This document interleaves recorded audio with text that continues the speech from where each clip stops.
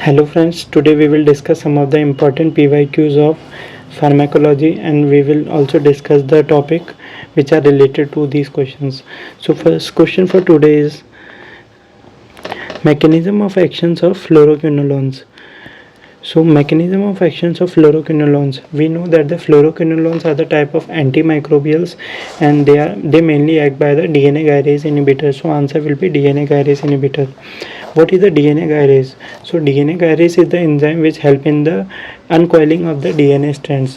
When there is uncoiling of the DNA strand, then it will lead to the formation of the supercoils in the other part of the DNA, and this uncoiling is very important for the DNA replication. So when we inhibit the DNA gyrase, then it will finally lead to the inhibition of the replication. So inhibition of replication can be done by the DNA gyrase inhibitor.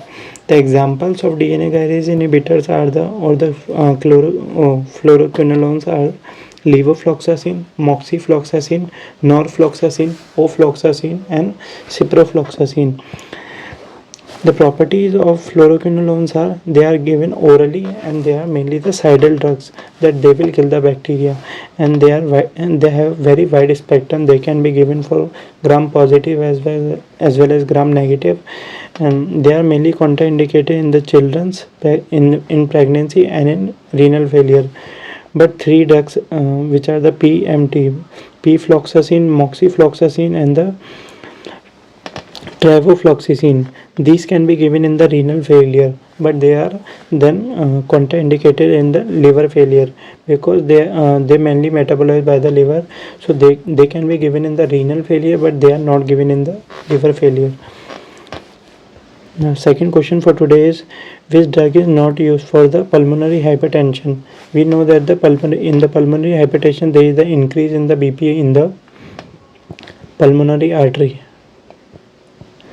For the pulmonary hypertension treatment, firstly we will do the intravenous vasodilator testing. So firstly we will do the intravenous vasodilator testing. If it is the results are positive, then the calcium channel blockers will be the drug of choice.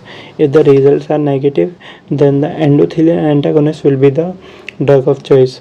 So in the calcium channel blocker we will give mainly the amlodipine, and in endothelin antagonist we will give bosentan and the ambrisentan.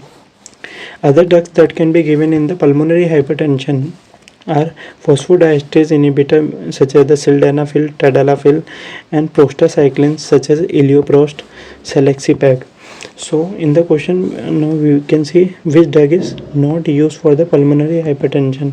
So we have seen that calcium channel blockers are given, endothelin receptors such as bosentan are given, prostacyclins such as iliprost are given. Alpha blockers are not given. So answer will be the alpha blocker here.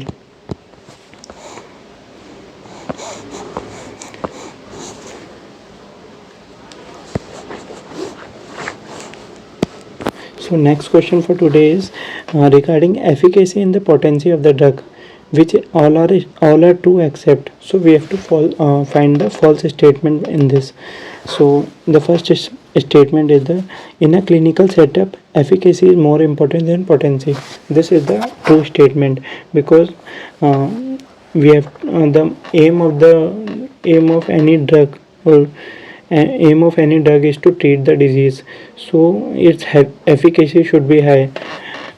Potency do not matters much because we can also give the high dose to produce the effect. So efficacy is more important than the potency. In this the second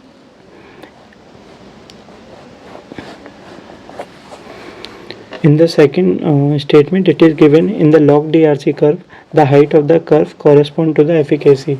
This is also a true statement, as we know that in the log DRC curve, more the height, more is the efficacy.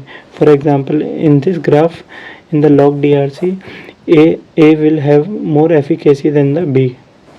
So this statement is also true. ED50 of the drug correspond to the efficacy. This is the false statement because ED50 is the dose at which the 50% of the people who are receiving the treatment will get treated or will have the positive effect. So it is mainly related to the potency of the drugs.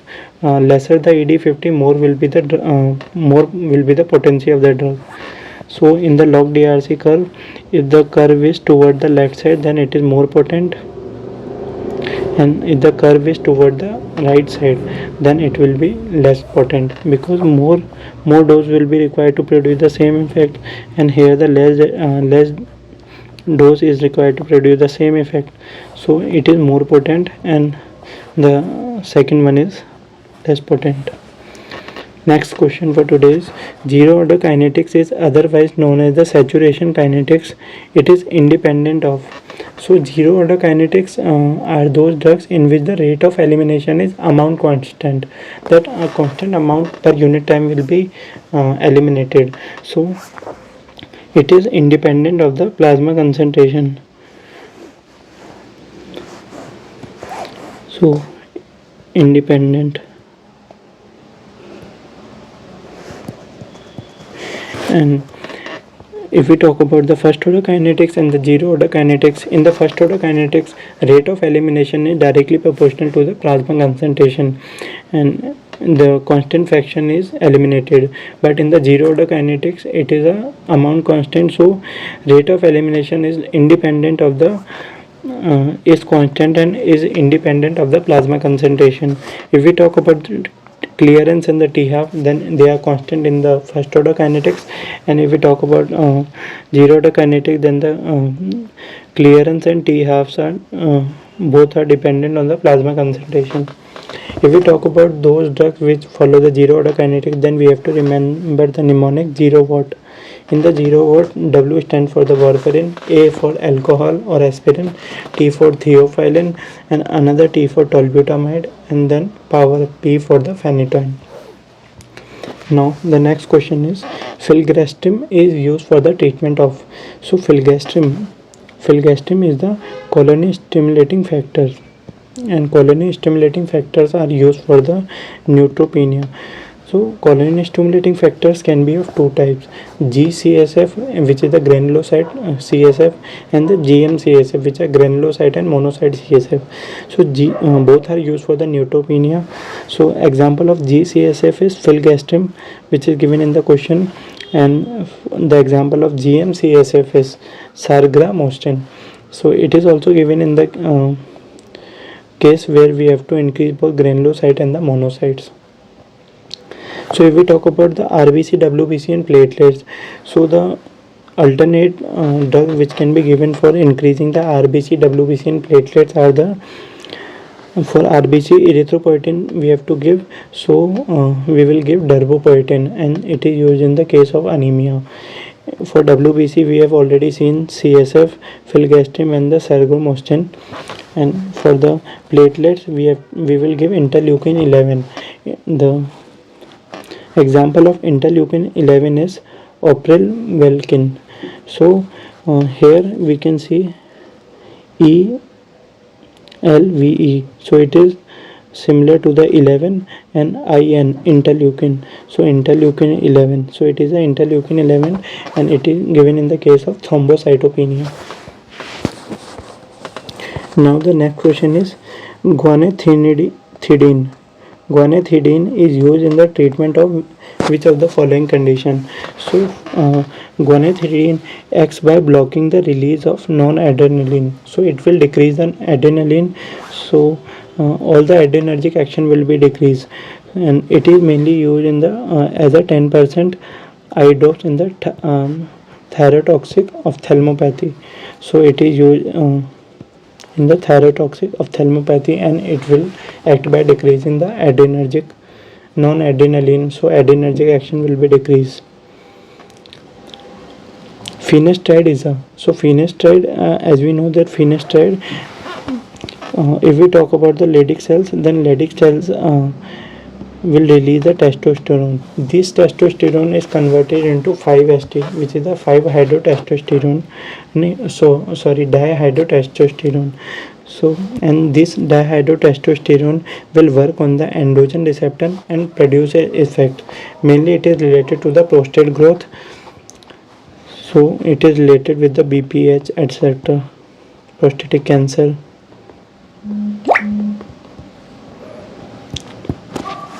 Now if we talk about the conversion of the testosterone into the dihydrotestosterone, then the enzyme is 5-alpha reductase.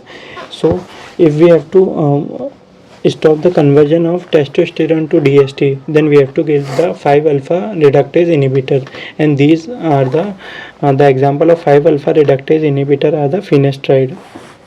If DST is already produced and we have to stop the action of the DST on the androgen receptor, then we will have to give the flutamide. It will block the androgen receptors. So finasteride is the 5-alpha reductase inhibitor. If we talk about the androgen receptor blocker, then it is a flutamide.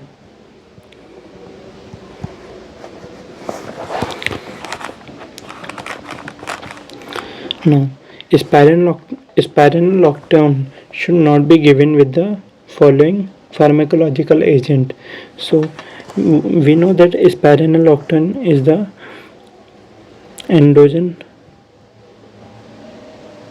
aldosterone antagonist. So these are the aldosterone antagonists. So we have to be little cautious while giving these drugs with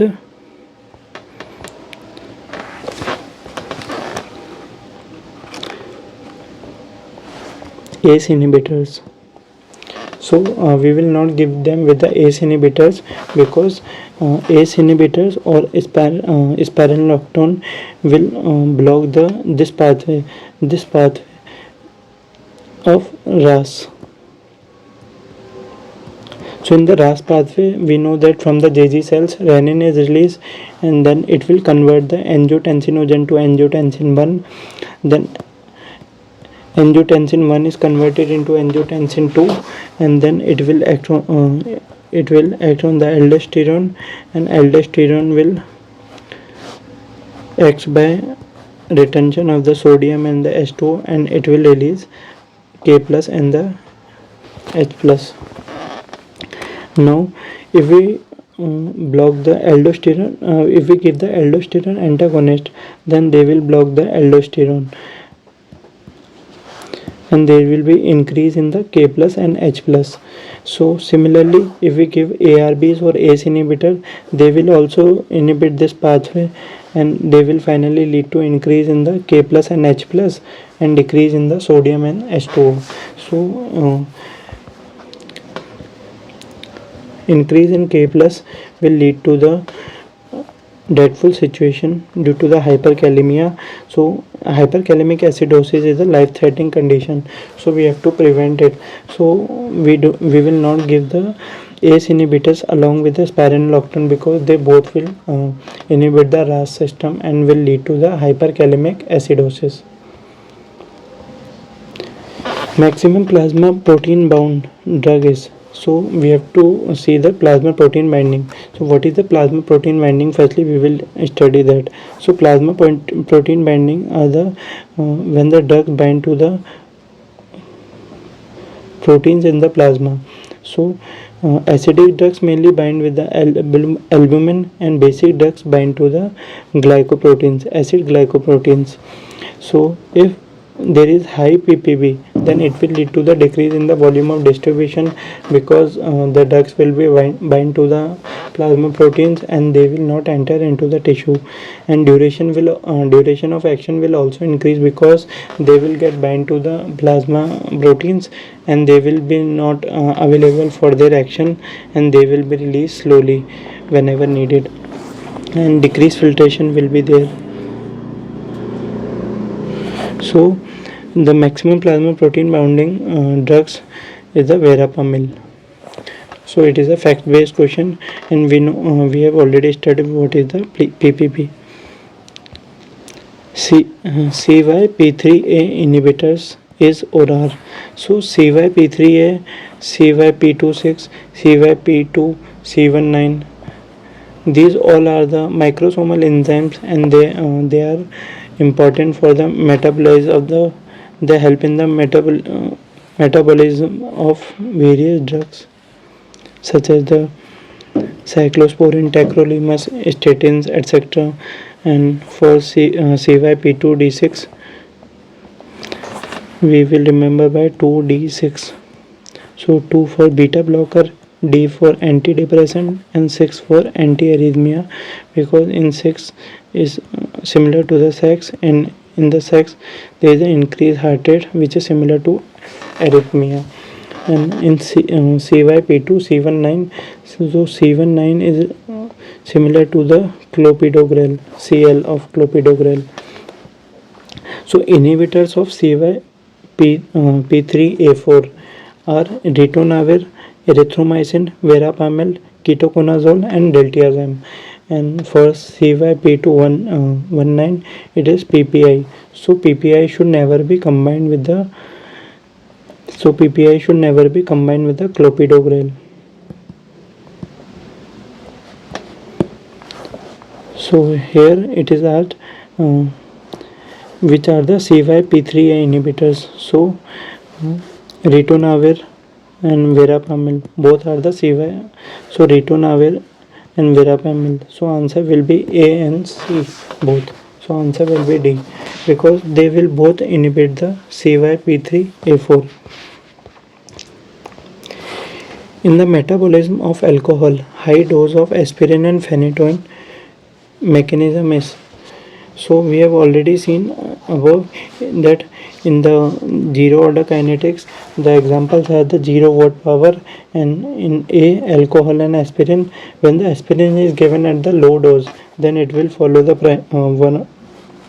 first order kinetics, and when it is given in the high dose, then it will follow the zero order kinetics. So when the high dose is given, then it will follow the zero order kinetics. Answer will be the C.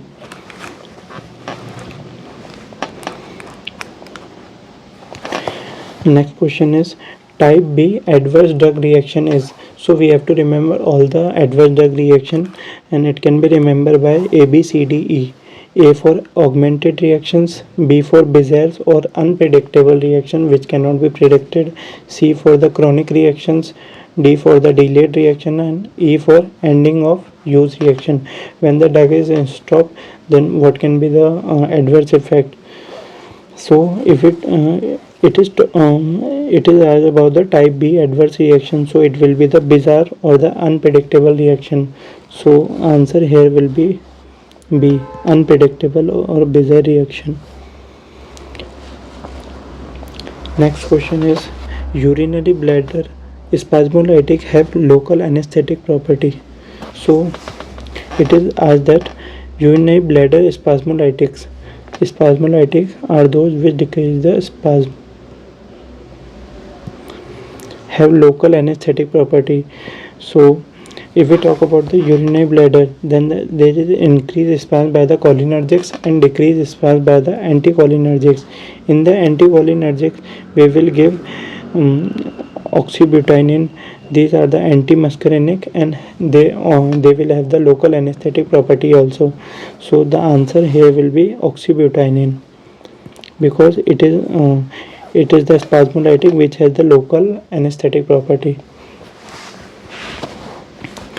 Dopamine, all of the following is true except. For the dopamine we have to find the false statement, because all are true except, so we have to find the false statement. So we know that the dopamine mainly work on the D1 and D2, and working on the D1 and D2, they will increase the renal blood flow and mesenteric blood flow in the low dose. In the high dose, it will work on alpha 1, alpha 2 and the beta 1, and it will mainly cause the vasoconstriction. So it cause the vasoconstriction. It is true. It improves the renal perfusion. It is true. And on working on the B1 in the intermediate or the medium doses, it will have the inotropic effect. So it will increase heart rate, increase BP, and the increase force of contraction. So it will also have the positive inotropic effect. So answer here will be the cause increase in the GI ischemia. This is the false statement for the dopamine. all are alpha blocker except. So we know that those which end with the lol are the beta blocker. So answer here will be the atenolol. So if we talk about the alpha and the beta blocker, alpha blockers can be the alpha 1 blocker or the non-selective alpha blockers, and similarly in the beta blocker it can be beta 1 select beta 2 selective. Beta 2 selective are also called as the cardio selective, or they can be the other which are the non-selective beta blockers. So if we talk about the cardio selective beta blockers, then we have to remember all the names of the cardio selective. The trick is Seaman Baba. In the Seaman Baba, it is celiprolol, metoprolol, esmolol, nebivolol, betoxolol, atenolol, bisoprolol, and the acebutolol. For alpha blocker, alpha 1 selective blockers are prazosin, terazosin, doxazosin, etc. For non-selective alpha blocker, it is phenoxybenzamine. Side effect of digitalis are all except. So side effect of digitalis. So digitalis or digoxin is the inotropic drug which is given orally, and mechanism of action of the digoxin or digitalis is it inhibits the sodium potassium pump. This will lead to increase in the calcium in intracellular calcium, which will increase the contraction. So it will have the inotropic effect, which will increase the force of contraction, increase heart rate, and increase BP.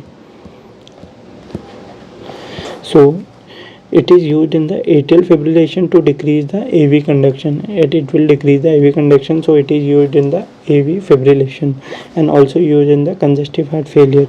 Side effect of digoxin are nausea, vomiting are the most common side effect, and it will also lead to the arrhythmia such as the ventricular tachycardia, ventricular bigeminy, and the non-paroxysmal atrial tachycardia also. It will also lead to the gynecomastia. It will lead to the vasoconstriction and xanthopsia or the yellow vision. So these are the side effects of the digitalis. So here side effect of digitalis are all except, which is not a side effect. So we know that it will cause the ventricular tachycardia. It will cause vasodilation. No, it is wrong, because it will lead to the vasoconstriction. Nausea, vomiting are the most common side effect, and ventricular bigeminy it is also. So answer will be vasodilation, because we know that the digitalis mainly cause the vasoconstriction. So thank you for today, and these are the important questions of pharmacology which was previously are in the NEET PG exams. Thank you.